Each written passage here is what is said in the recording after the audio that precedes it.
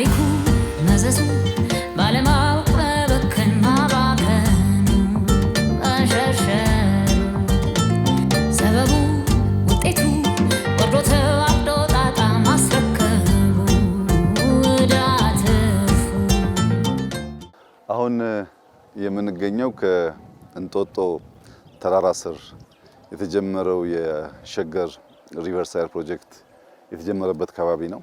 እንደምታዩት ተራራው በኮንሶ እጆች ሹሩባ ተሰርቷል። እዚህ ተራራ ላይ ዛፍ ካልተከልን በቀር ትናንት ያነሳነውን የአፈር መሸርሸር መታደግ አንችልም። የዚህ ዓመት የግሪን ሌጋሲ ስራችን በጣም ወሳኝ ምዕራፍ ነው። የቀረን አንድ ዓመት ስለሆነ በዚህ ዓመት 7.5 ቢሊዮን ገደማ ችግኝ ለመትከል እናስባለን።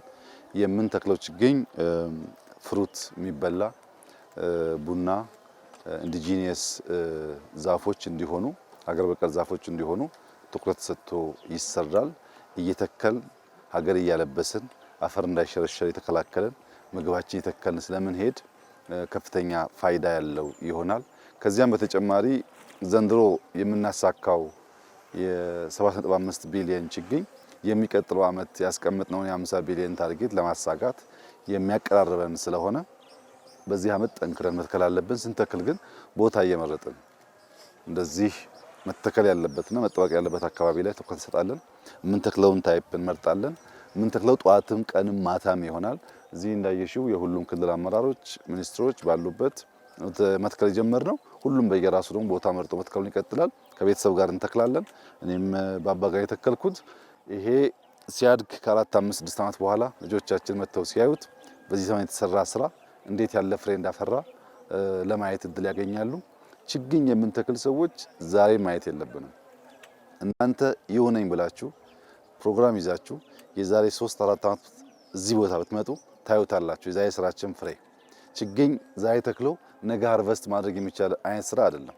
ጊዜ ይፈልጋል፣ እንክብካቤ ይፈልጋል፣ ጥበቃ ይፈልጋል። ያንን ካሟላን ግን እጅግ ውብ የሆነ ነገር ማየት እንችላለን። በእርግጠኝነት ይህ አካባቢ ከሆነ ዓመት በኋላ በጣም ማራኪ መዝናኛ ይሆናል። ይሄ ወክወይ የምታዩት ከዚህ ጀምሮ እስከ ፒኮክ ቦሌ ድረስ የሚገናኝ ነው። ለብዙ ሰዎች መዝናኛ፣ ስፖርት መስሪያ ቦታ እንደሚሆን ጥርጥር የለውም። አሁን እኛ ካልተከልና ካላሳመር ነው ግን ያ ነገር ሊመጣ ስለማይችል እንትከል፣ ሀገር እናልበስ፣ ሀገር እናሳምር። በዚህ ውስጥ ያንሰራራች ኢትዮጵያን ለማየት ሁላችን መትጋት እንዳለብን፣ ኃላፊነት እንዳለብን እየተሰማን እንስራ።